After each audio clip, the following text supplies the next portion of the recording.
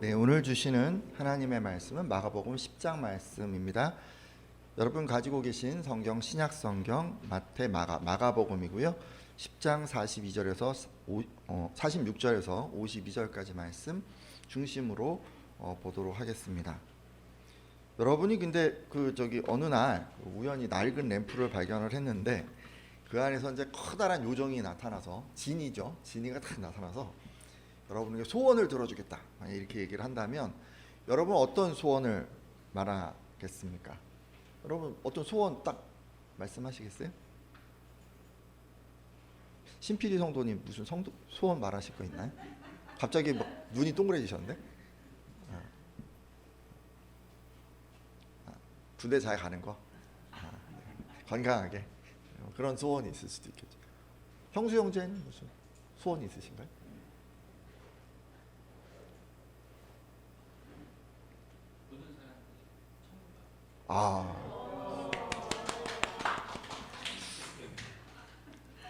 너무 정답 같은 얘기를 하고 이런 거 이제 딱 이런 상황이 있잖아요. 이렇게 딱 누가 뭐가 딱 나타나서 소원이 뭐냐 들어주겠다 뭐 그렇게 얘기를 한다면 막 생각만 해도 막 설레는 그런 일이 아닐 수 없습니다. 그러니까 아라비안 나이트 여러분 아시죠? 그 알라딘과 요술램프 그 얘기에 나오는 그런 부분이었는데요. 우리나라 전래동화에도 좀 비슷한 게 있잖아요. 도깨비 방망이 같은 거 보면 이제 이런 거하고 좀 비슷한 거 같습니다.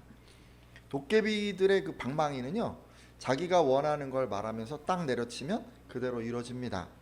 예를 들어 금 나와라 뚝딱 빡 내려치고 그러면 이제 금이 확 나오고, 은 나와라 뚝딱 이렇게 얘기하면서 내려치면 은이 홍 나오는 이런 거죠. 이런 얘기들이 이제 뭐 여기 뭐 아랍권에도 있고 우리나라 이쪽 동네에도 있고 뭐 이제 있는 것 같은데, 이런 얘기들을 보면 한 가지 공통점이 있습니다. 소원을 이루어준다는 겁니다. 그러니까 요정 진이가 가진 어떤 능력이나 도깨비 방망이에 들어있는 능력을 사용해서 자기가 원하는 어떤 소원을 이룰 수가 있습니다. 다만 근데 이런 소원을 이루려면 조건이 하나 있죠. 뭐가 조건인가요? 요술램프의 주인이 되어서 램프를 문질러서 진이를 불러내야 하는 거예요. 그죠? 도깨비 방망이의 또 주인이 되어서 소원을 말하면서 내리쳐야 하고 뭐 이런 조건이 있습니다.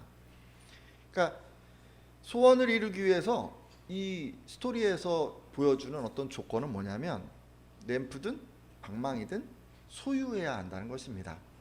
내가 주인이 되어야 부릴 수 있는 거죠. 특별한 뭔가를 소유하면 무엇이든 이룰 수 있을 거라고 하는 생각이 저변에 깔려 있습니다. 그리고 이런 사고방식은 어른이 되어서도 계속 영향을 끼칩니다.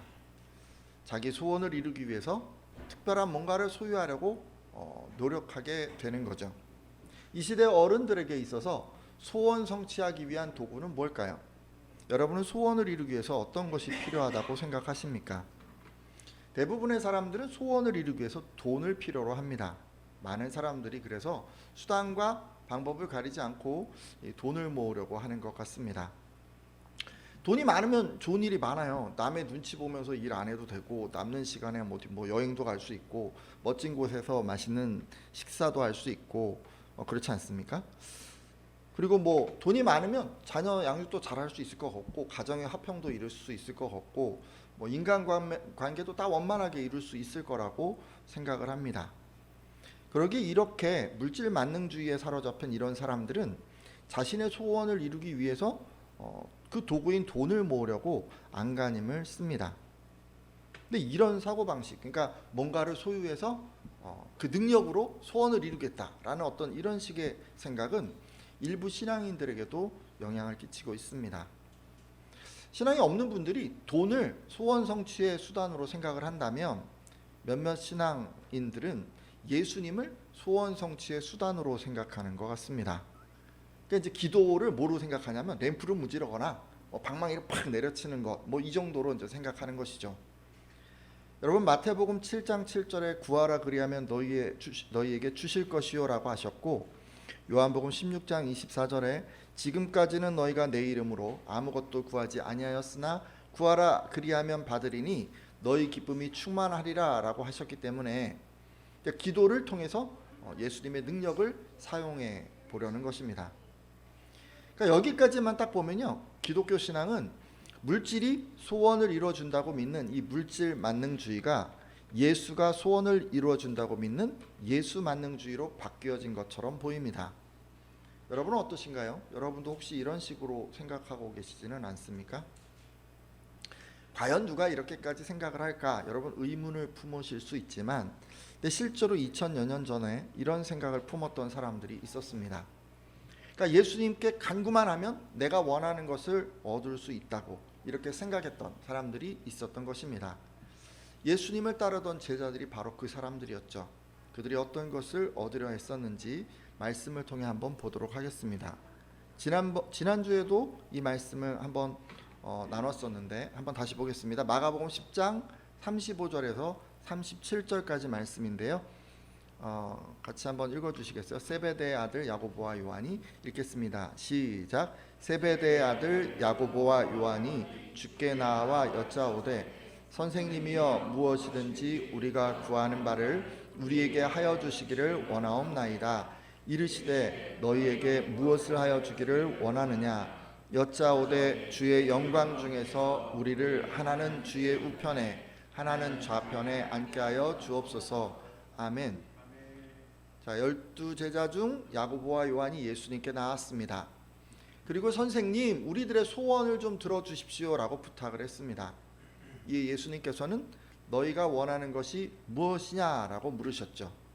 그러자 야고보와 요한은 우리를 주님의 영광스러운 나라에서 하나는 주님의 오른편에 하나는 주님의 왼편에 앉게 해 주십시오라고 말했습니다. 그러니까 훗날 예수님께서 영광을 얻으실 때 이 두 사람이 그 높은 자리를 얻으려고 했던 것 같습니다. 이 두 사람에게는 어떤 것이 있었던 것 같나요? 권력에 대한 어떤 동경, 그런 게 있었던 것 같아요. 그러니까 예수님을 이용해서 권력을 잡고자 하는 자신의 그 소원을 이루려 한 것으로 보입니다. 자, 그런데 이런 제자들의 요구에 예수님은 어떻게 답하셨을까요? 마가복음 10장 39절 하반절에서 40절 말씀인데요. 제가 읽겠습니다. 예수께서 이르시되 너희는 내가 마시는 잔을 마시며 내가 받는 세례를 받으려니와 내 좌우편에 앉는 것은 내가 줄 것이 아니라 누구를 위하여 준비되었든지 그들이 얻을 것이니라. 아멘. 자, 예수님께서는 이렇게 대답을 하셨어요. 너희는 정말 내가 마시는 잔을 마시고 내가 받는 세례를 받을 것이다. 그러니까 예수님이 받는 그것과 유사한 그런 박해, 고난 이런 것들을 이제 이들도 받을 것이란 얘기죠. 그렇지만 내 우편 그리고 내 좌편에 앉는 것은 내가 정하는 것이 아니라 미리 정해진 사람들의 것이다 라고 말씀해 주셨습니다. 그러니까 지금 예수님께는 권한이 없고 그 일에 적합한 사람에게 하나님 아버지께서 그 자리를 주실 것이다 라고 얘기해 주신 거죠. 그럼 뭐예요? 제자들이 뭔가 요구를 하셨는데 그걸 지금 어떻게 하신 거예요? 점잖게 거절하신 거예요. 자, 그렇다면 왜 예수님은 제자들의 요구를 거절하셨을까요? 여러분은 무엇 때문에 예수님이 거절하셨다고 생각하십니까?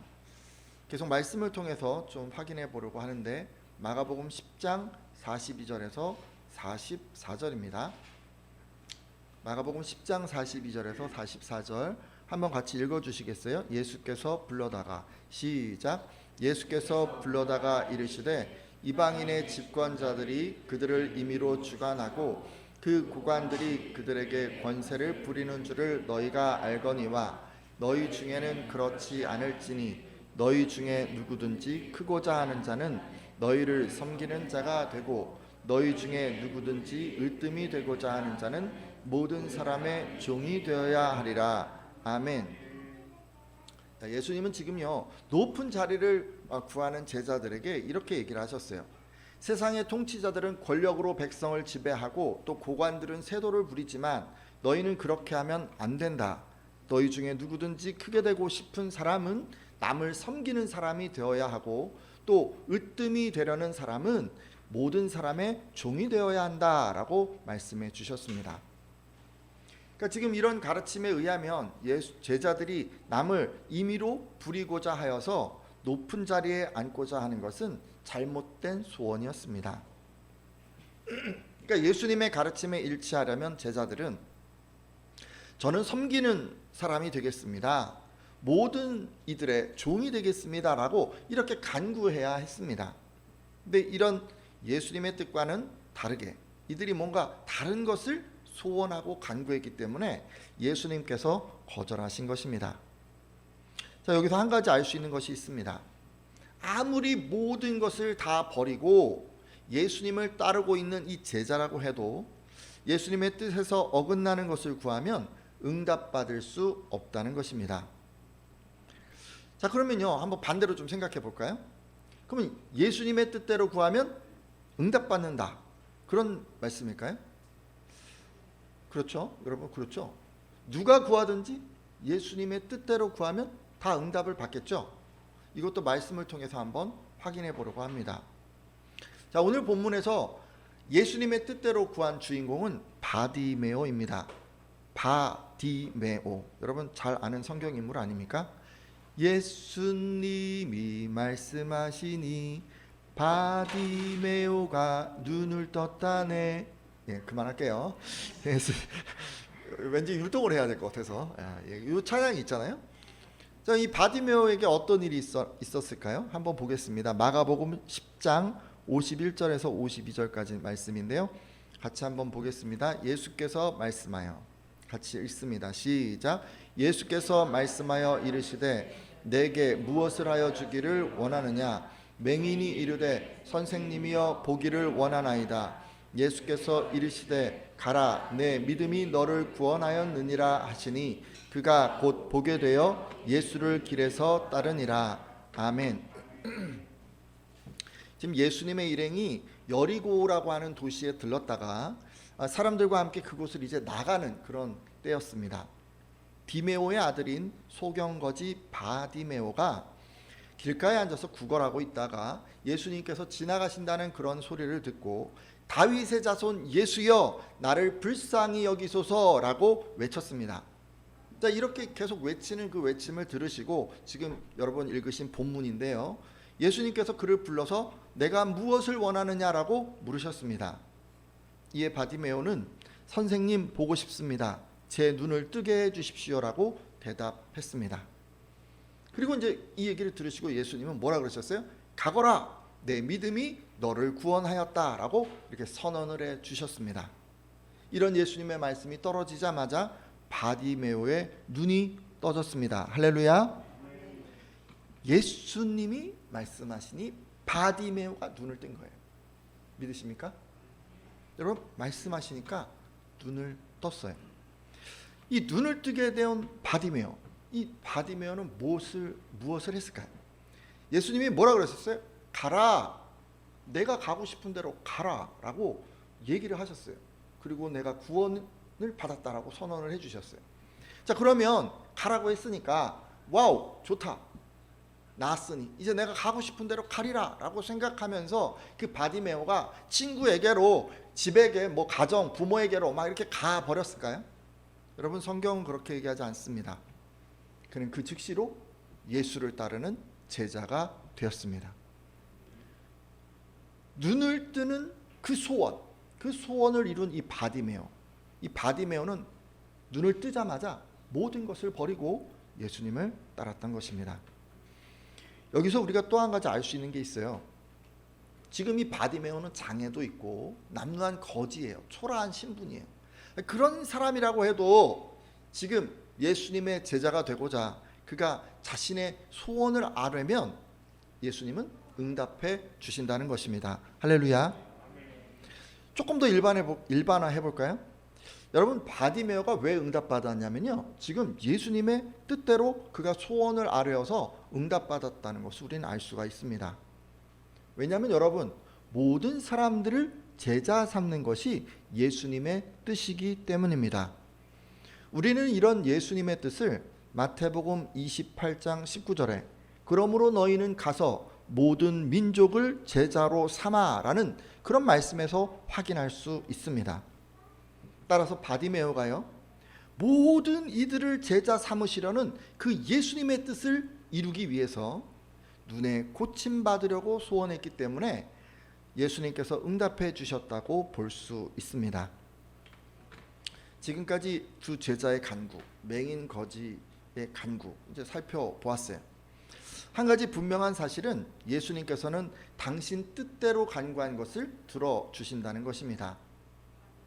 여러분 맞아요. 우리가 아무리 헌신해도요, 우리가 그 예수님의 뜻대로 간구하지 않잖아요. 그럼 예수님 눈 하나 깜짝 안 하실 거예요. 제자들을 보세요. 제자들은 자신이 가진 것 모든 것 다 버리고 예수님을 따랐습니다. 그렇게 헌신한 그 제자가 간청을 했잖아요. 근데 예수님 어떻게 하셨어요? 냉정하게 뿌리치셨어요.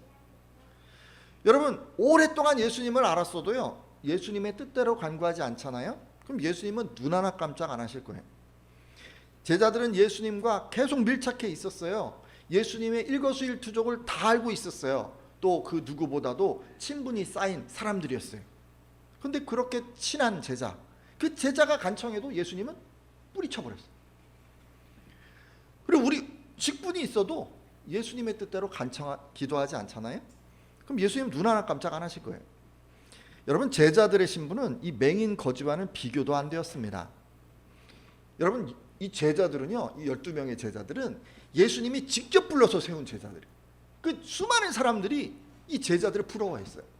제자들의 그 어떤 위상이라고 하는 건 일반 사람들은 이거 상상도 못하는 위치였어요. 그런데 그런 제자가 바로 옆에 있는 그 스승에게 예수님에게 간청을 했는데 예수님 어떻게 하셨어요? 이런 제자에 딱 뿌리쳐버렸어요. 여러분 이런 거 잘 보세요. 교회에서 여러분 봉사 많이 하시잖아요. 봉사 많이 해도 오랫동안 신앙생활해도 뭐 그래서 어떤 직분을 가져도 저까지 포함해서 얘기할 때 목사 아니라 장로 아니라 어떤 직분을 다 가져도 여러분 그렇다고 기도가 응답되는 게 아니에요. 여러분 그게 아니에요. 예수님께서 소원을 들어주시는 기도는 그냥 한 가지. 어떻게 해야 하는 거예요? 누가 기도하든지 상관이 없어요. 어린아이가 기도해도 상관이 없어요. 거지, 맹인, 아무 상관없어요. 그분의 뜻대로 간구할 때 들어주십니다. 따라서 오늘 함께한 예배자들은 어떤 소원이든지 꼭 예수님의 뜻과 일치하는 것을 구하시기를 바랍니다. 그럼 어떻게 하면 우리가 그런 것을 기도할 수 있을까요? 일단 오늘 말씀에서 보니까 바로 적용할 수 있는 게 있어요. 바디메오처럼 제자가 되려고 간구하는 거예요. 그러면 바디메오처럼 우리도 응답받을 수 있을 것 같아요. 왜냐하면 제자 되는 건 모든 사람을 향한 예수님의 뜻이기 때문에 그래요. 자, 여러분이요, 제자가 되겠다고 여러분이 결단하신 거예요. 그리고 나서 제자가 되기 위해서 필요한 것들을 여러분이 딱 하나님께 나가서, 예수님께 나가서 딱 기도를 하시는 거예요. 필요하다고 간구하는 거예요. 내가 모든 것을 버리고 지금 예수님을 따르려고 하는데 그런 여러분을 가로막는 것, 그런 것이 있다면 그것들을 다 해결해 달라고 여러분이 기도를 하는 거예요. 그럼 어떤 일이 일어날까요? 예수님께서는 이 바디메오에게 하신 것처럼 여러분에게도 응답해 주실 것입니다. 왜 응답해 주시는 거예요? 여러분이 제자 되는 게 예수님의 뜻이니까. 뜻대로 하는 그 기도에 대해서 예수님은 어떻게 해서든지 응답해 주시는 것입니다. 여러분 제자 되지 못하게 만드는 수많은 문제들이 있을 수 있는데 여러분 기도하시면 해결해 주실 거예요. 그러니까 이런 식으로 기도하는 게 오늘 말씀을 직접 적용하는 것이 될 수 있습니다. 다만 좀 더 이제 보편적인 적용을 위해서는 요한복음 15장 7절 말씀을 보려고 합니다. 여러분 요한복음 15장 7절 말씀인데요. 같이 한번 잠깐 볼게요. 제가 읽을게요. 너희가 내 안에 거하고 내 말이 너희 안에 거하면 무엇이든지 원하는 대로 구하라. 그리하면 이루리라. 아멘. 자, 예수님께서 지금 뭐라 그러십니까? 만일 너희가 내 안에 머물러 있고 내 말이 너희 안에 머물러 있으면 너희가 무엇을 구하든지 다 그대로 이루어질 것이다 라고 말씀해 주셨습니다. 따라서 여러분 우리가 일반적인 상황, 보편적인 영역에서 예수님의 뜻과 일치하려면 이 두 가지를 힘쓰셔야 돼요. 그러면 여러분이 예수님의 뜻과 일치한 기도를 하실 수가 있어요. 먼저 내 말이 너희 안에 거하면을 이루셔야 합니다. 여러분 예수님의 말씀이 우리 안에 거하게 해야 돼요. 우리 안에 예수님의 말씀이 있어야 돼요. 이게요 다른 게 아니라 일단 예수님의 그 말씀의 의미를 잘 아는 거예요. 말씀을 읽을 때 이런 분이 있어요. 문자적으로 딱 보면 좋아, 이거 그냥 그대로 딱 따와서 그걸 그냥 딱 생각을 해버리는 거죠. 너무 문자적으로 거기 상황하고 상관없이 그냥 딱 끄집어내서 요게 좋아, 그러면 나한테 딱 맞아, 이렇게 하는 거, 여러분 그거 좀 문제가 있어요. 그러시면 안 돼요. 자의적으로 해석하는 분이 있어요. 거기서 상황은 그 얘기가 아닌데 막 이게 이걸 거야 그래서 스스로 막 가져다가 해석하는 분들도 계세요. 여러분 그러시면 안 돼요. 지금 이 문맥에서, 이 상황에서, 이 흐름에서 뭘 얘기하시려고 하는 건지를 잘 보고 그 말씀을 받아들여야 돼요. 그 말씀을 해석하셔야 돼요. 가끔 해석하시는데 근거 없는 유튜브, 출처 없는 인터넷 검색 이런 거 의지하는 분 계신데 여러분 그러시면 안 돼요. 잘못하면 여러분 이단에 빠질 수가 있습니다. 여러분 가지고 계신지 모르겠어요. 주석성경 한 권 정도는 가정에 있었으면 좋겠어요. 그냥 보편적으로 많이 쓰는 주석성경 한 권 정도씩은 집에 놓고 그냥 같이 보세요. 단어를 이렇게 우리가 잘 모르는 단어들이 있어요. 그런 단어들에 대한 풀이에 굉장히 유용하고 전반적인 주제, 어떤 흐름인가 이런 것들을 파악하는데 주석성경이 도움이 됩니다. 뭐 가능하면 담임 목사의 지도를 받는 게 가장 좋겠죠. 여러분 이렇게요, 말씀을 여러분이 읽어가실 때 그 말씀의 의미가 뭔지를 좀 잘 파악하세요. 그냥 쑥 읽어가지 말고 의미를 알았으면 그 의미를 내 안에 남겨야 하지 않겠습니까? 내 말이 너희 안에 거하며. 어떻게 간직할 수 있을까요? 하나님의 말씀을 노트로 작성하면 좀 좋을 것 같아요. 제가 노트로 작성하라니까 그냥 무조건 본문을 막 계속 다 써라 뭐 이런 얘기가 아니고요. 자기가 묵상한 것을 노트로 만들라는 그런 이야기예요. 이렇게 자기의 깨달음 그런 것들을 적어두고 다시 보는 게 간직하는 거예요. 그걸 내 마음에 담는 거예요. 여러분 하나님께서 우리에게 주신 깨달음이 있을 수가 있어요. 스쳐 지나가게 하는 게 아니라 그 깨달음을 잘 써놓는 거예요. 하나님이 내게 이렇게 말씀하셨는데 내가 이렇게 살아가리라. 그렇게 마음 먹고 이런 감동이 있었고 이런 상황 속에서 하나님 나에게 이런 말씀을 주셔서 내가 이렇게 회복되었다. 이런 스토리들이 있는데 그것들을 간략하게 적어놓고 힘들고 어려울 때마다 또는 내가 뭐 어떤 마음이 힘들 때마다 그럴 때 이걸 돌아보는 거죠. 하나님의 은혜를 내가 다시 한번 떠올려 보는 것입니다. 그리고 여러분 삶의 이정표가 되는 그런 말씀이라면 반드시 암송하는 것이 좋으리라 생각합니다. 여러분 말씀 암송은요 이게 마음에 간직하는 아주 좋은 방법이에요. 유대인들은 말씀을 많이 암송시켰어요. 아이들한테. 뭐 요즘은 이제 그렇게까지는 안 하죠. 저희가. 그렇지만 여러분 의미를 우리가 알아야 하고 그 의미 가운데 중요한 말씀들을 암송하는 거 이런 것들은 제가 여러분 중요하다고 말씀드립니다. 이렇게 여러분 말씀의 의미를 잘 알고 간직해서 내 말이 너희 안에 거하면을 이루셨다면 그 다음은 너희가 내 안에 거하고를 이루셔야 합니다. 요한복음 15장 9절에서 10절을 보니까 아버지께서 나를 사랑하신 것 같이 나도 너희를 사랑하였으니 나의 사랑 안에 거하라라고 하시면서 내가 아버지의 계명을 지켜 그의 사랑 안에 거하는 것 같이 너희도 내 계명을 지켜서 내 사랑 안에 거하리라 라고 내 계명을 지키면 내 사랑 안에 거하리라라고 말씀하셨습니다. 예수님의 사랑 안에 거하려면 어떻게 하면 된다고요? 그분이 당신께서 하신 그 말씀을 지켜야 한다는 것입니다. 따라서 예수님 안에 거하려면 뭐가 중요하냐면요, 그분이 하신 말씀대로 행해야 한다는 것을 알 수가 있어요. 여러분 지금까지 제가요 이런 얘기를 했어요. 예수님의 뜻과 일치하려면 예수님의 말씀을 알고 간직하고 그대로 행해야 한다고 제가 말씀드렸습니다. 그렇게만 한다면 여러분이 어떤 것을 소원하든지 예수님의 뜻과 일치할 수 있는 것입니다. 따라서 오늘 함께한 예배자들은 말씀을 알고 간직하고 그렇게 살아가면서 그 안에서 소원을 품으시기를 바랍니다. 그래서 여러분이 뭘 구하든지 다 이루어지기를 예수님의 이름으로 축복합니다. 자, 이제 말씀을 맺고 이제 기도하려고 하는데요. 오늘은 그냥 하나인 것 같아요. 예수님의 뜻대로 구해야 우리가 응답을 받는다는 거예요. 그리고 예수님의 뜻은 기본적으로 우리가 그분의 제자가 되는 것이고 또 말씀을 잘 알고 소중히 간직하며 행할 때 알게 되는 것이라고 했습니다. 그간 예수님의 뜻과 상관없는 것을 구했다면 돌이켜 주시고 이후로는 제자가 되기 위해서 필요한 것을 구하겠다고, 그리고 말씀을 알고 간직하고 행하면서 소원을 품어 기도하겠다고 그렇게 한번 기도해 주십시오. 이렇게 기도하는 분들마다 무엇을 구하든 다 이루어지시리라 믿습니다.